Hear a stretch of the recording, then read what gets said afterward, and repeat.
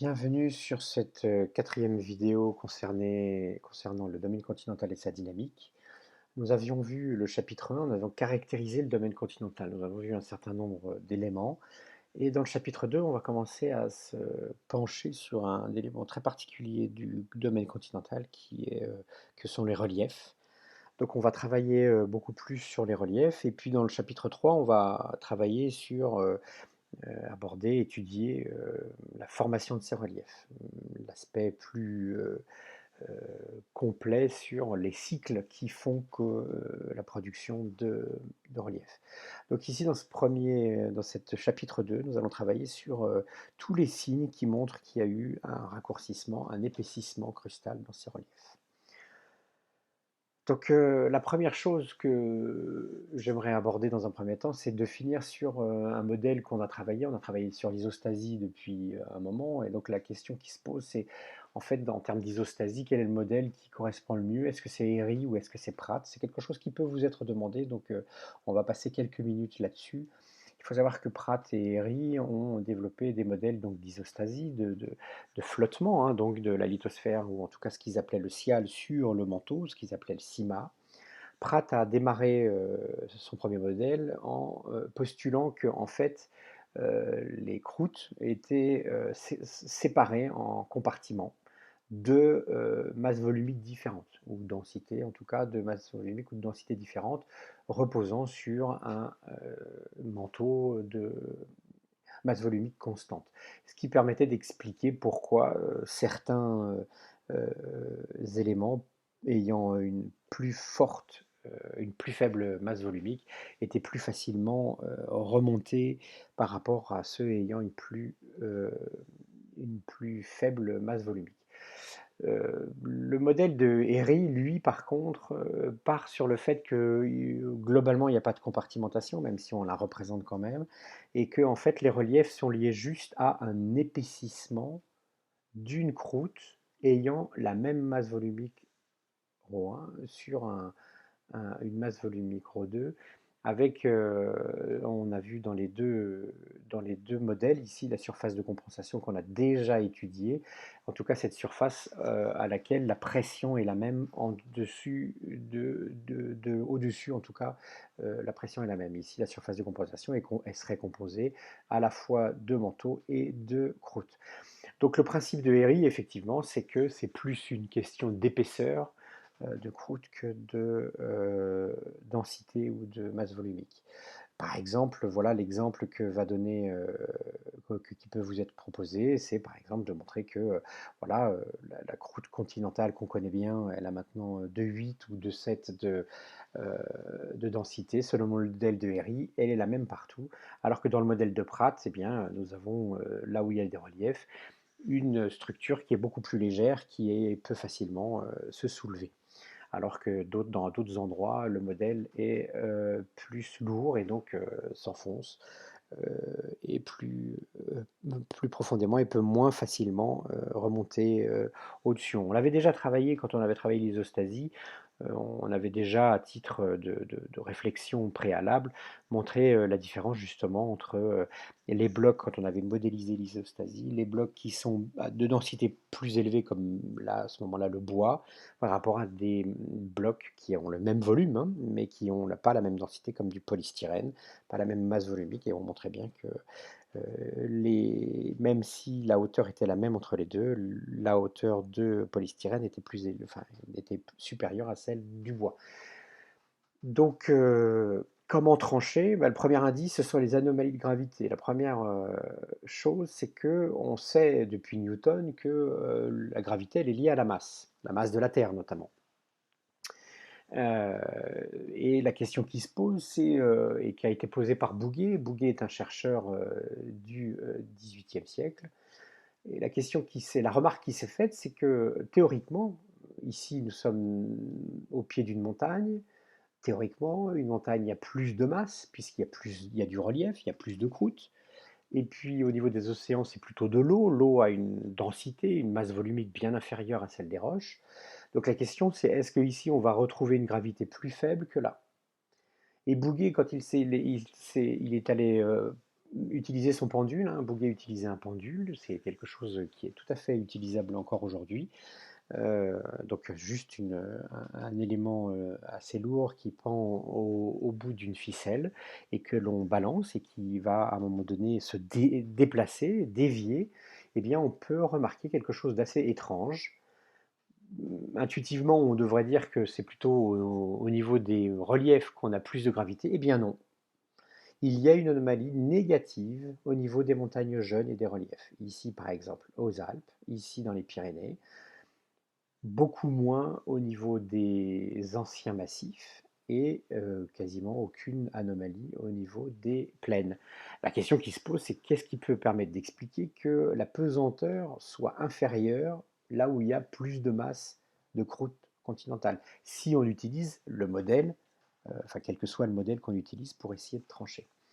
Eh bien, en fait, l'interprétation ici plutôt de texte, assez long, mais néanmoins qui peut permettre de comprendre, c'est qu'en fait, s'il y a plus de relief, il y a probablement, et si on regarde le modèle de Herry, il y a probablement une masse en dessous de la surface des reliefs. Et si on prend comme base que la gravité, elle se calcule à partir du centre de la Terre, eh bien, si on remonte du centre de la Terre vers l'extérieur de la Terre, eh bien, dans un endroit où il y a euh, une partie, euh, même si c'est une toute petite partie, hein, on verra tout à l'heure que les anomalies sont très très faibles, mais en tout cas, si une partie de la Terre, la croûte terrestre, de l'écorce terrestre, est occupée par de la matière moins dense, et c'est le cas de la croûte continentale quand elle va être en épaisseur plus forte au niveau des reliefs, eh bien, il paraît logique que ce morceau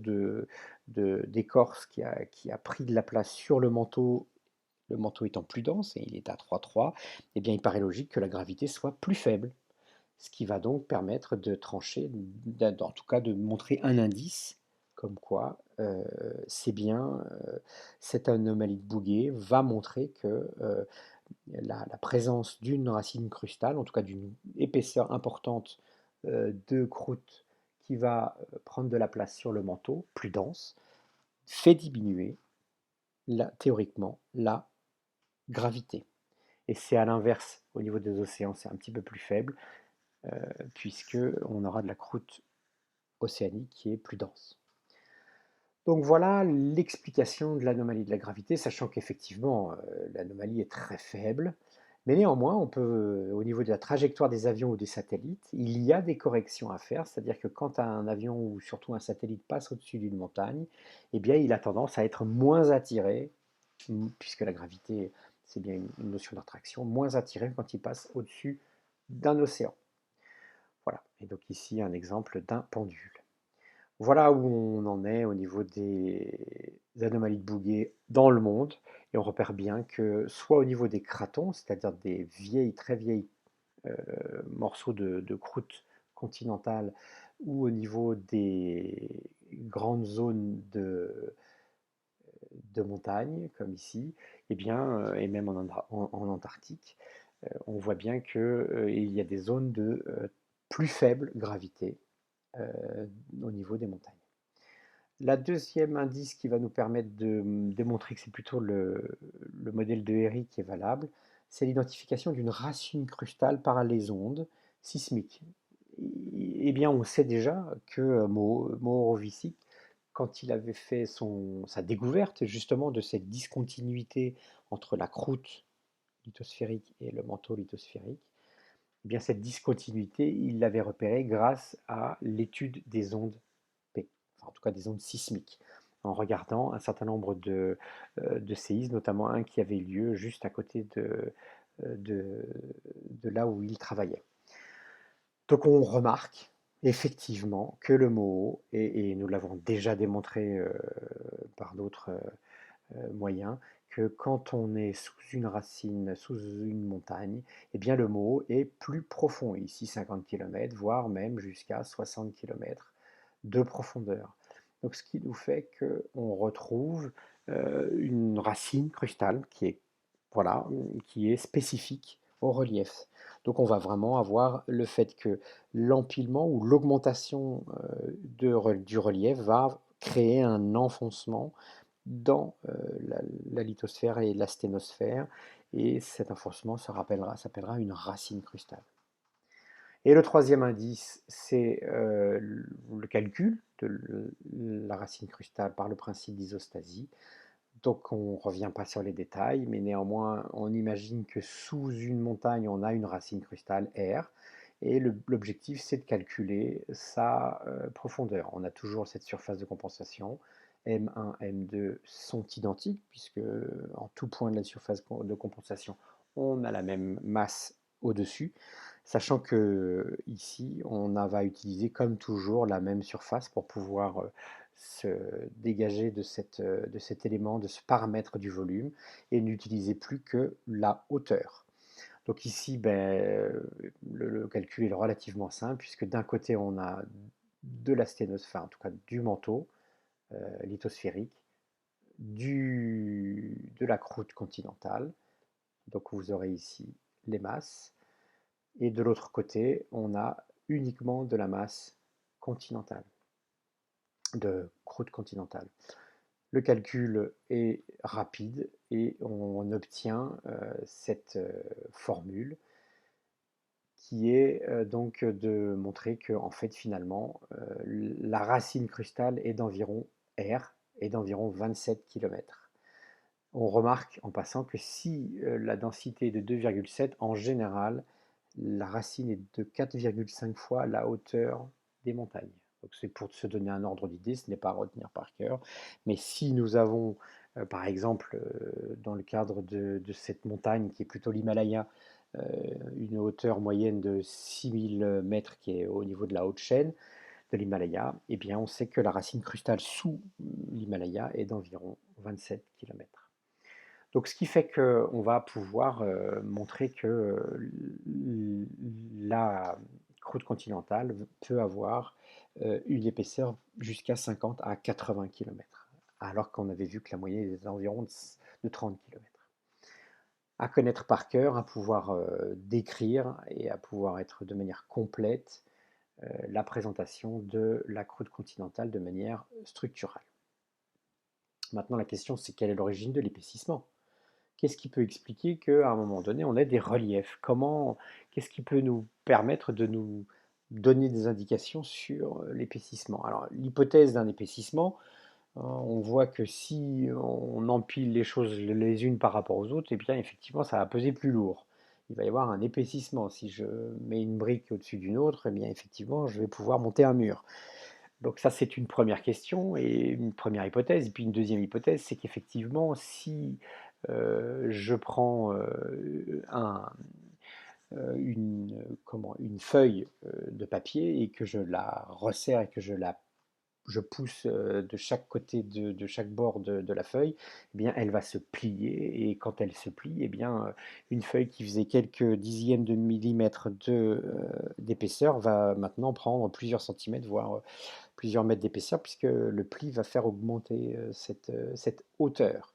Donc effectivement, cet épaississement, on peut suspecter qu'il peut être lié, donc c'est une hypothèse bien sûr, qui peut être lié à cette notion de tectonique, puisque là on va plutôt appliquer les idées qu'on vient d'avoir sur la tectonique des plaques. Donc on observe effectivement des plis, des failles, et puis ça va être plutôt à l'échelle de l'affleurement, c'est-à-dire des couches géologiques supérieures qu'on va étudier en détail, mais aussi à l'échelle régionale, et on verra ça un petit peu plus tard, on peut remarquer des structures tectoniques de chevauchement et de nappes de charriage de beaucoup plus grande ampleur, de l'ordre du kilomètre, de plusieurs kilomètres, et notamment, par exemple, on va voir ça tout à l'heure, de croûtes ou de lithosphères qui passent l'une par-dessus une autre, qui peut entraîner bien sûr un certain nombre d'éléments, de réactions dus à ces chevauchements. Alors, un exemple typique de ce qu'il peut y avoir en ECE, on va vous demander de savoir si les forces de convergence peuvent expliquer l'épaisseur constatée, ainsi que les formes que vous voyez ici.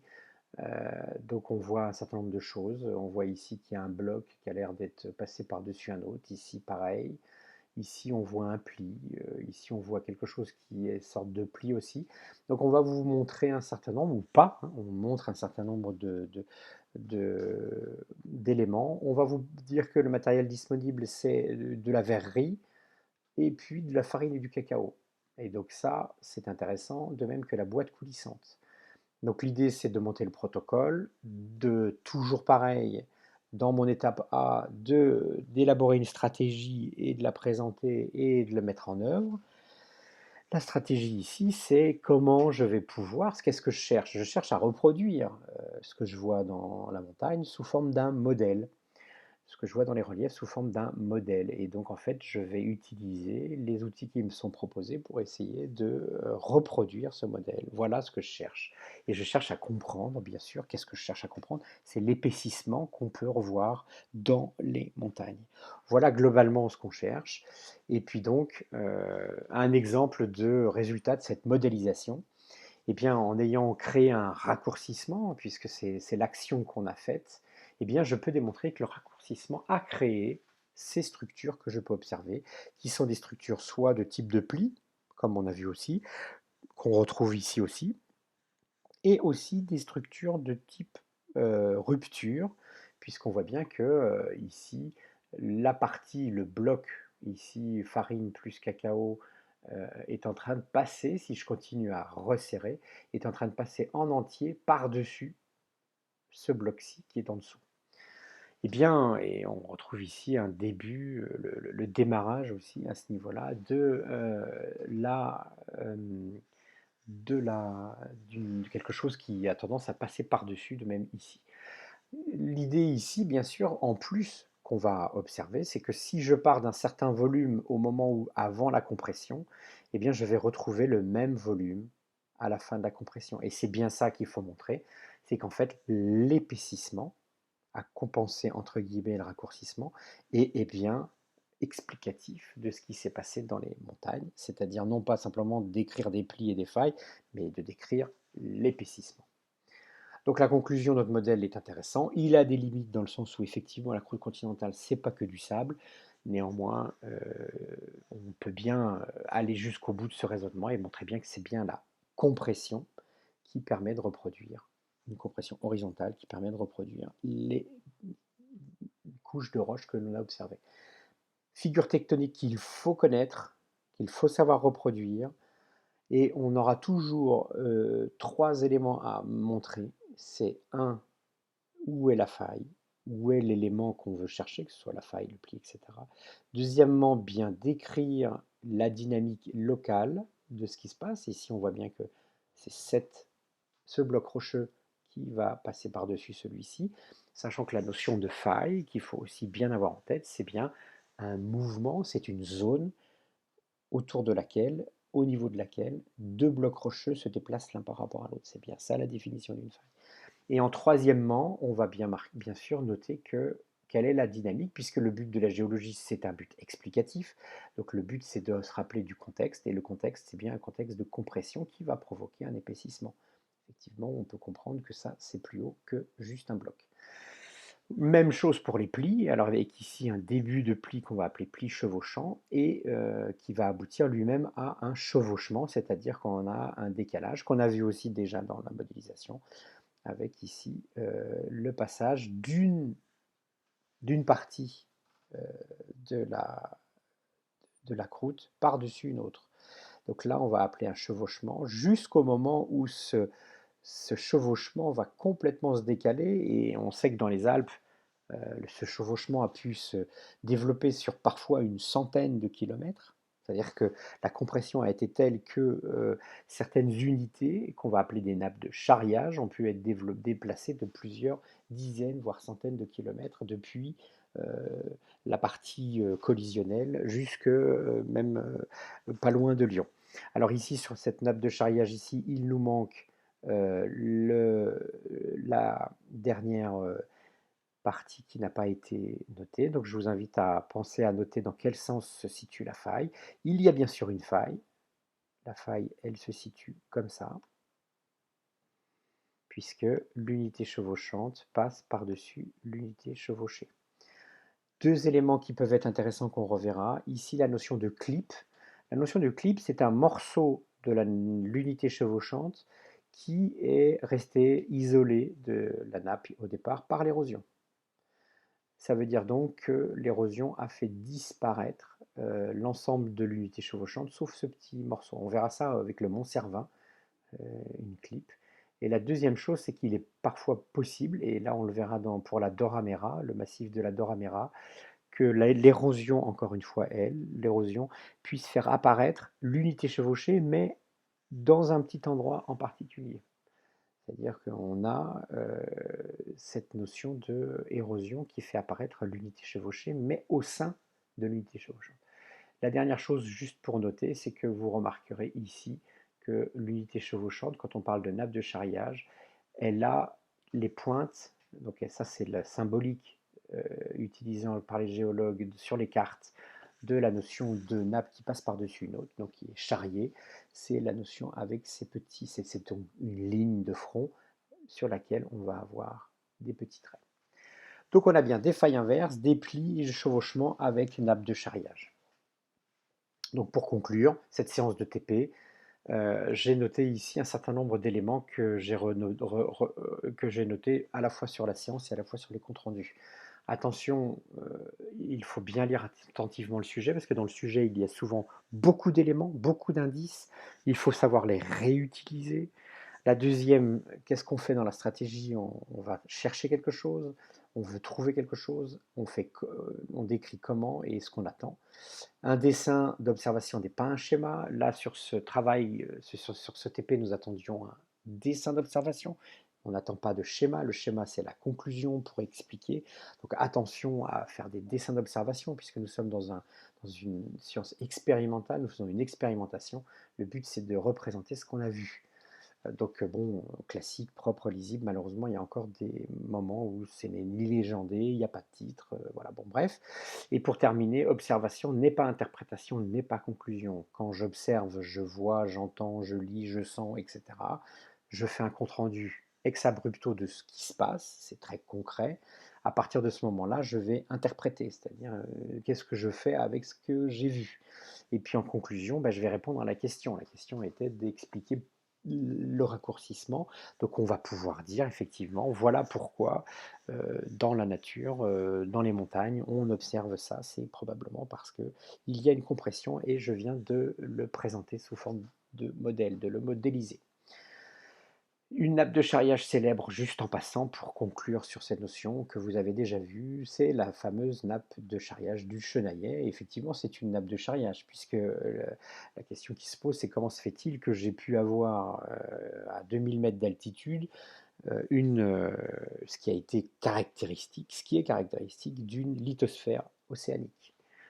Il y a bien eu, bon, on verra ça tout à l'heure en termes d'indices d'océanisation, mais néanmoins, il y a bien eu une nappe de charriage. Elle est bien partie du fond des océans et s'est retrouvée en haut d'une montagne, donc avec les basaltes, les gabbros et métagabbros, et serpentines et péridotites classiques qu'on trouve au Chenaillet et qui démontrent bien qu'il y a des ophiolites. La notion d'ophiolite, c'est bien une roche qui a été charriée sur un continent. Donc une roche de lithosphère océanique qui a été charriée sur sur le domaine continental. Donc l'ophiolite vient du mot ophios, qui est en lien avec la serpentine au départ, qui est, comme on l'a vu tout à l'heure, un minéral métamorphisé issu de l'olivine dû au métamorphisme hydrothermal qui se passe au niveau des dorsales et tout le long de l'expansion océanique, et qui a une couleur verte avec sorte d'écaille. Et donc les premiers géologues ont trouvé que ça ressemblait à un serpent, donc ils l'ont appelé serpentine, et la serpentine étant un des éléments clés retrouvés par exemple au Chenaillet. Et donc de fil en aiguille, les géologues ont appelé ça des zophiolites. Les zophiolites, c'est donc tout ce qui peut avoir appartenu au domaine océanique. Et ce qui fait que vous pouvez avoir des radiolarites à peu de centaines de mètres à côté de ce qu'on appelle le mont Chenaillet, qui est aussi au niveau du complexe du Chenaillet. Et ces radiolarites, qui sont en fait des restent des tests en siliceux de certains micro-organismes planctoniques qu'il y avait au fond dans un océan et qui se sont déposés à 3 ou 4 000 mètres de profondeur, montre bien que, y compris au niveau du Chenaillet, on n'a pas simplement une lithosphère océanique, on a aussi des sédiments, et donc qui appartenaient au domaine océanique. Bien, je vous montre quelques documents. Donc, on avait déjà vu tout à l'heure, il y a trois moments. Un, montrer la faille, ou en tout cas montrer la forme de ce qui a été présenté. Deux, quelle est la dynamique des blocs rocheux s'il y en a une faille, avec cette notion de toit de faille qui se trouve au-dessus de la faille par rapport à la faille. Alors, effectivement, quand on a des failles verticales, il est très difficile de définir cette notion de toit de faille. Mais enfin, nous, on n'a pas d'exemple comme ça, c'est pas le but, et va permettre de définir la faille normale où le toit de faille glisse le long du mur de faille, alors qu'une faille inverse, c'est le toit de faille qui va passer par-dessus le mur de faille. Et puis, troisièmement, la géologie étant explicative, le but, c'est aussi de présenter le contexte géologique qui est issu de cette réflexion.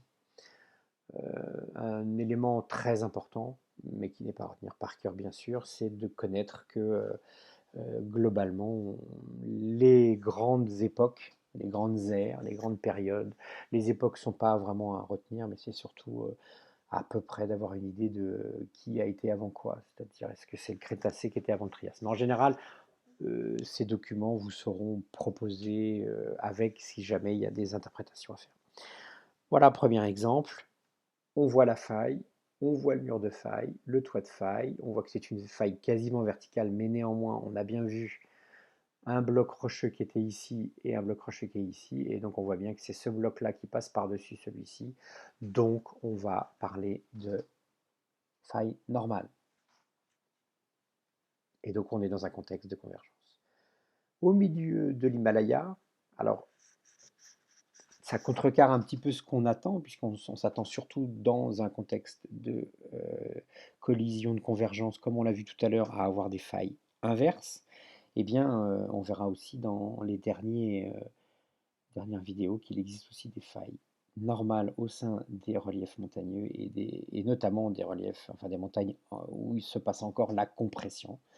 Et bien là, on remarque bien que le toit de faille descend le long du mur de faille et on est bien dans un contexte de divergence au sein d'une montagne qui est plutôt globalement en convergence. On expliquera ça plus tard. Pareil, ici, une faille inverse, contexte de convergence. On identifie, on montre la dynamique avec les flèches et on termine par une conclusion.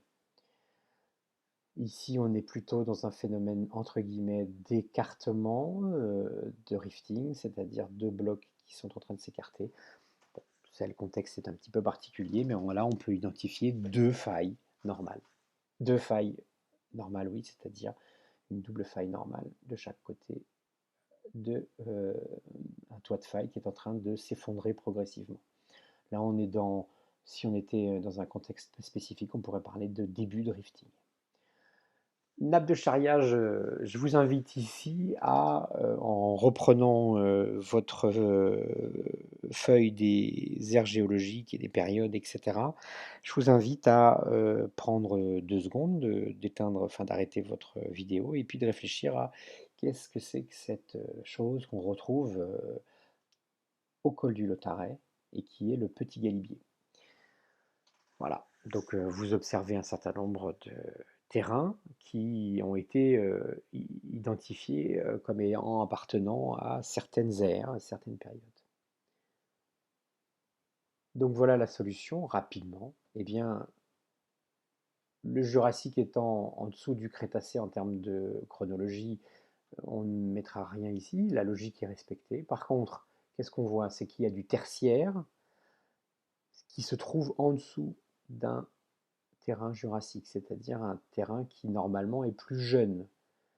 Le terrain tertiaire est plus jeune que le terrain. Et par contre, ici, le Trias est plus âgé que le Jurassique et le Crétacé est plus âgé que le tertiaire. Ce qui fait que ça nous fait dire que Normalement, la logique veut que les terrains les plus jeunes se déposent les derniers, au-dessus des terrains les plus vieux. Eh bien, nous avons ici, on peut identifier deux chevauchements, deux nappes de charriage. Une première qui s'est produite avec le Trias qui est passé par-dessus le Crétacé et le Jurassique, donc avec une faille qui peut être dans ce sens-là.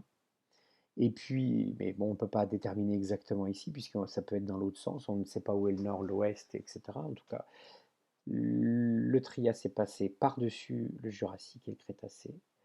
Et cette nappe complète est passée elle-même par-dessus une couche tertiaire. Ce qui vous montre la quantité de nappes de charriage qui peuvent être les unes par-dessus les autres. Ici, au cirque de Barossa, on a encore un autre type de, de, de nappes de charriage où vous avez des nappes de charriage avec du, ici un empilement de couches géologiques logiquement, chronologiquement cohérentes du primaire. Ici en dessous, pareil, un socle granitique du primaire un peu plus ancien. Et au milieu, entre celle-ci et celle-ci, on retrouve une couche du secondaire, du calcaire du Crétacé. Donc, ce qui montre bien qu'il y a dû y avoir le passage des uns par-dessus les autres de manière très compressive et sous forme de nappe de décharriage. Un autre exemple, le nappe du Guil. Vous avez sur cette petite montagne qu'on voit proche de Guillestre, deux nappes de charriage, les unes par-dessus les autres, qui sont la même nappe, mais l'une par-dessus l'autre. On reconnaît ici la nappe 1 et la nappe 2.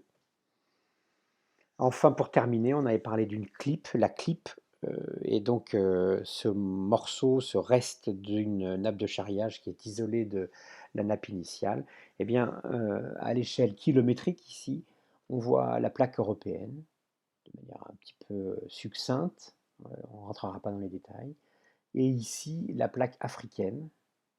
Eh bien, la plaque africaine est passée par-dessus la plaque européenne, ça, on l'avait déjà vu. Et donc, la plaque africaine est une nappe de charriage majeure. Eh bien, elle s'est retrouvée jusqu'ici. Et l'évolution des temps a fait que toute cette partie-là a été érodée, laissant un morceau de plaque africaine au milieu des Alpes, et notamment ce petit mont qui s'appelle le Cervin, Zermatt, est lui-même donc un morceau de plaque africaine posé sur la plaque européenne, seule, isolée du reste. Alors après, il y a d'autres éléments qui s'appellent la nappe de la dent blanche. Donc on est bien dans une nappe avec une clip, puisqu'on a eu un isolement par rapport à la plaque africaine qui était là, et c'est une ancienne nappe. Voilà, ici, pour terminer, quelque chose qui est de la culture générale, mais qui est important à reconnaître, c'est que des chercheurs ont utilisé une méthode qu'il faut connaître, qui est la méthode ECO-RS, a été fait ici depuis l'Italie jusqu'à la limite du lac Léman. Vous avez Grenoble ici, Briançon, Nice est par là. Et donc en fait, ils ont fait un profil qu'on va présenter et dont on va expliquer la technique. La technique, le principe n'est plus de faire une interprétation à partir des séismes, mais de provoquer entre guillemets des séismes, c'est-à-dire de provoquer des trains d'ondes. Ici, c'est un camion avec un énorme piston qui va cogner contre la Terre. Et il va y avoir, puisque juste à côté, à quelques dizaines de mètres, centaines de mètres, sont des récepteurs de type géophone, qui vont recueillir les ondes très rapidement qui ont été reflétées ou réfractées. La même méthode est utilisée, mais sous forme de génération aussi d'ondes sonores en mer, avec donc des bateaux qui traînent à la fois le générateur d'ondes sonores et les récepteurs qui sont juste derrière. Donc le principe étant vraiment d'avoir un instantané de création-réception d'ondes. Le but, c'est de repérer, comme on le voyait tout à l'heure, de repérer, comme on l'a vu avec le travail de détection du MOO, de repérer les zones de discontinuité qui existent à l'intérieur de la croûte. On ne va pas pouvoir aller très très profondément, on va surtout être dans les premières centaines de mètres, voire parfois jusqu'à 10, 12, 15 km, repérer les différentes couches qui existent, peut-être 30 km, mais néanmoins ça devient de moins en moins précis, de tout ce qui a été réfléchi et réfracté le long des discontinuités. Et bien voilà un profil tel qu'il peut se présenter. Alors les réflecteurs qu'on va identifier, donc ces fameuses discontinuités qu'on va appeler ici des réflecteurs, eh bien on va essayer de repérer ceux qui sont les plus évidents, les plus forts, ceux qui font le plus d'écho. Et on repère ici un profil qui a déjà été terminé. Alors on verra plus tard la même présentation, vous le voyez ici de manière plus directe. On voit bien des réflecteurs ici. Et donc l'idée après, on voit bien que ici ce réflecteur-là euh, sépare bien une zone un petit peu plus grisée d'une zone très blanche, où il n'y a quasiment pas d'écho, hein, pas de reflet. Ici, on voit bien qu'il y a un reflet qui se produit ici, etc. Donc le but, bien sûr, pour des terminales n'est absolument pas de faire des interprétations. Donc on va laisser les géologues le faire. Et donc là, on voit les géologues qui ont identifié un certain nombre de réflecteurs importants. Et ces réflecteurs importants ont donné, ensuite, avec l'interprétation, euh, les différents éléments qu'on peut retrouver et qui ont été interprétés notamment ici au niveau de cette zone-là des réflecteurs, là où en fait la chaîne est la plus haute, de montrer qu'il y a des écailles de croûte et de lithosphère qui sont les unes par-dessus les autres, avec ici la plaque européenne probablement, ici la plaque apulienne africaine probablement, et on voit bien toutes ces écailles liées au raccourcissement, liées au fait qu'il y a des ruptures, des plis, des chevauchements, et qui vont faire un épaississement, et en bas ici la racine crustale de cette montagne, notamment au niveau de là où elle est la plus élevée. La deuxième interprétation qui est très importante, c'est qu'en fait on va avoir une faille majeure, la faille majeure qui s'appelle le front pénique. Le front pénique qui va séparer tout le bloc italien, apulien, africain du bloc de l'ancienne croûte, enfin de l'ancienne lithosphère européenne.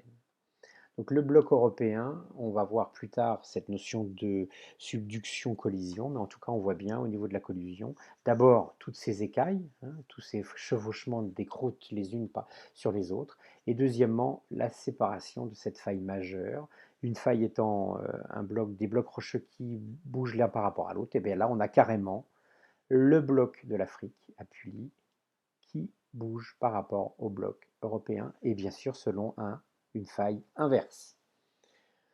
Eh bien, c'est la même chose avec le Main Frontal Thrust de l'Himalaya, où on a le bloc indien qui passe sous le bloc eurasien, en tout cas qui passait sous le bloc eurasien, avec ces séismes extraordinaires qui se passent parce qu'effectivement, ce passage n'est jamais simple, mais en tout cas, il y a un déplacement. On a bien une faille inverse et on a bien deux blocs qui sont en train de se déplacer l'un par rapport à l'autre. Donc on a ce qu'on appelle un front majeur, donc c'est la faille majeure des deux blocs. Vous voyez de la faille, on a des failles superficielles, même des failles à l'intérieur même d'une roche, on peut observer des failles. Et là, on est vraiment dans des failles majeures où c'est carrément des continents, des blocs continentaux qui bougent l'un par rapport à l'autre. Donc en conclusion, le profil écorce permet d'identifier des réflecteurs, ces réflecteurs séparant deux blocs ayant pas la même densité. Et ces réflecteurs permettent notamment d'identifier au niveau de la profondeur ces énormes blocs que sont les morceaux de croûte de lithosphère et d'identifier les fronts euh, qui sont la faille majeure, par exemple le front plénique pour les Alpes, qui sont les failles majeures de déplacement d'un continent par rapport à un autre.